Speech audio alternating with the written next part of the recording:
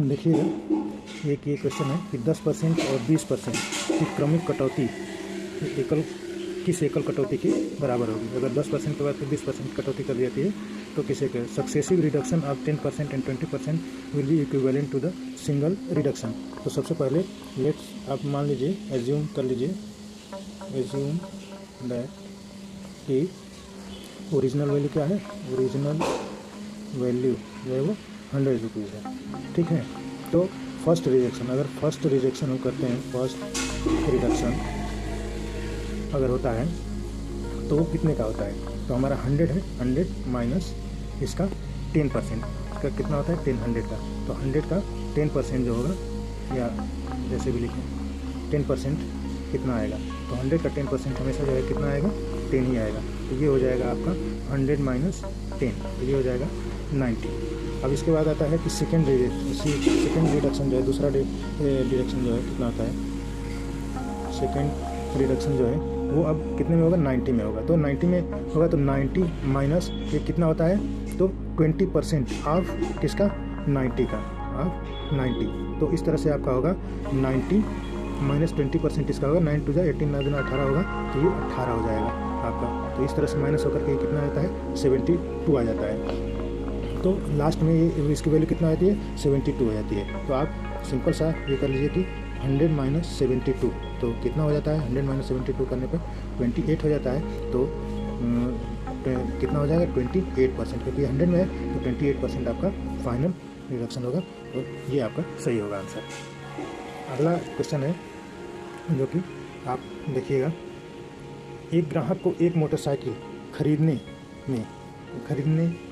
के लिए 44,800 रुपये, खरीदने के लिए 44,800 रुपये का भुगतान करना होगा, जिसका अंकित मूल्य होगा 40,000 रुपये। तो मोटरसाइकिल पर बिक्री कर की दर बताना है, कितनी दर है। Customer has to pay 44,800 to buy a motorcycle whose marked price is 40,000। The rate of the sale tax अब motorcycle will be how much, में कितना होगी साइकिल।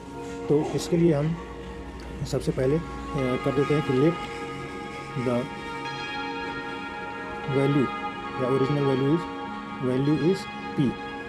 ठीक है, तो उसमें हमारा रिडक्शन आ जाता है, सॉरी P नहीं मानेंगे, अगर केवल इसको P मानेंगे तो लेट द जो मार्क्ड वैल्यू है, मार्क्ड P तो हो गया इस पर जो कस्टमर को मिलता है, पेड बाई कस्टमर, यहाँ पे पेड बाई कस्टमर, और मार्क्ड वैल्यू जो होगी, मार्क्ड वैल्यू को मान लीजिए यम है।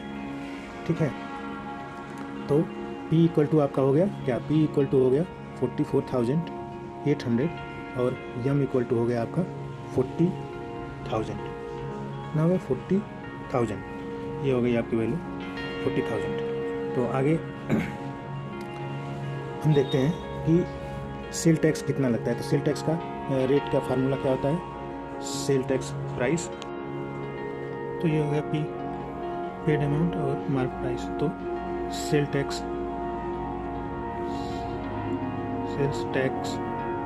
जो होगा रेट होगा आपका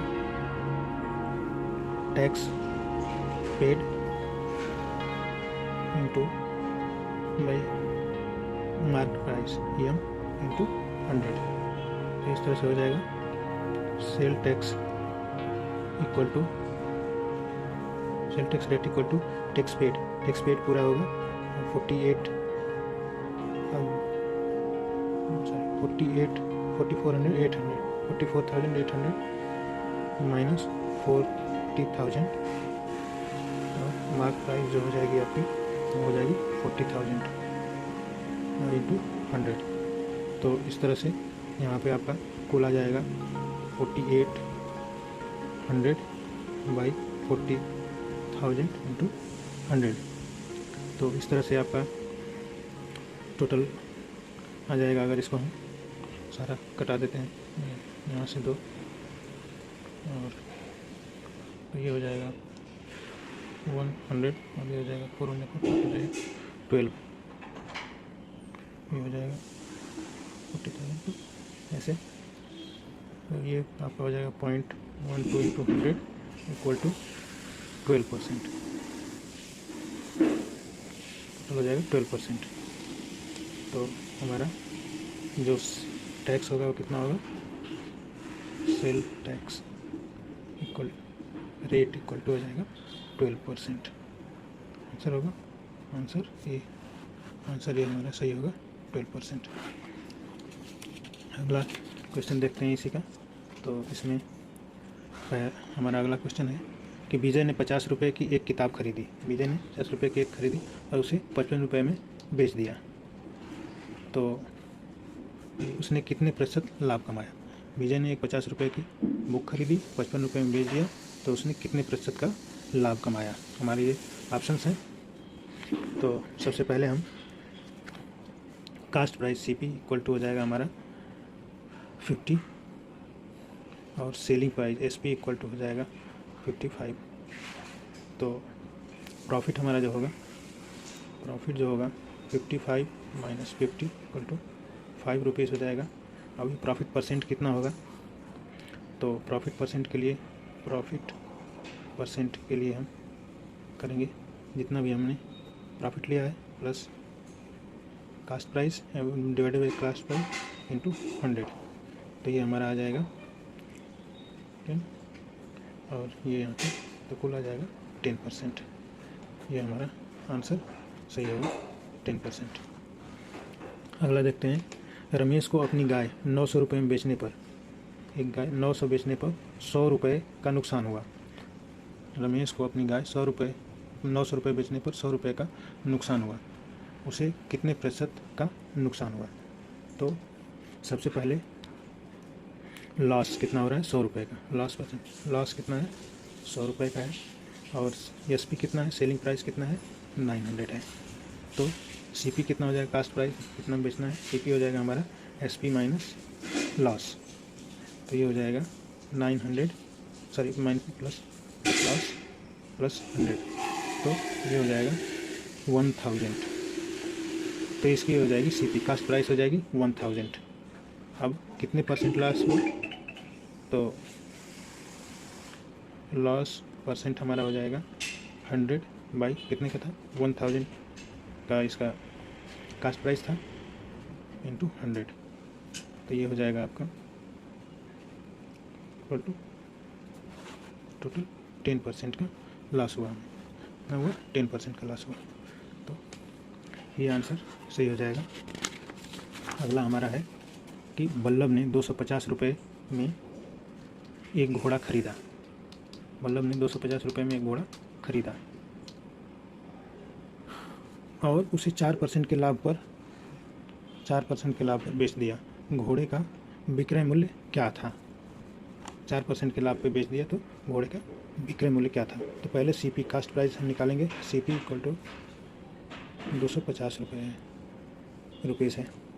अब प्रॉफिट परसेंट कितना है, प्रॉफिट परसेंट है 4% है।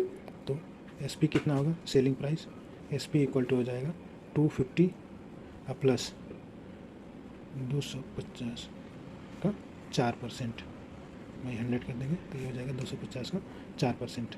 तो ये हमारा हो जाएगा,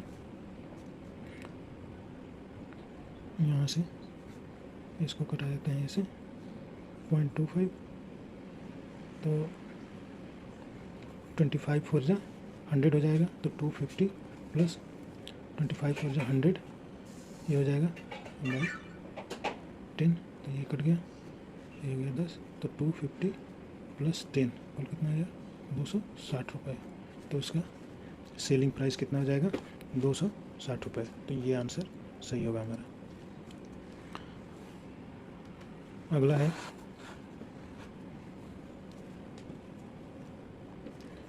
सुधा ने 500 रुपये में एक गुड़िया खरीदी। सुधा ने 500 रुपये में और उसे 15% की हानि पे बेच दिया। 500 रुपये में खरीदी गुड़िया को और 15% की हानि पे बेच दिया। गुड़िया का विक्रय मूल्य क्या होगा। सुधा bought a doll for ₹500 and sold it at the loss of 15%. What was the selling price of doll? Doll की सेलिंग प्राइस क्या होगी। तो हम पहले इसको देखते हैं लिखने क्या क्या दिया है, सी पी इक्वल टू 500 और लॉस परसेंट इक्वल टू 15%। तो एस पी कितना हो जाएगा, 500 माइनस 500 ऑफ 15/100, ये हो गया 500 माइनस 75, 15 5 75 हो गया। तो इस तरह से ये हो गया, आंसर हो गया डी।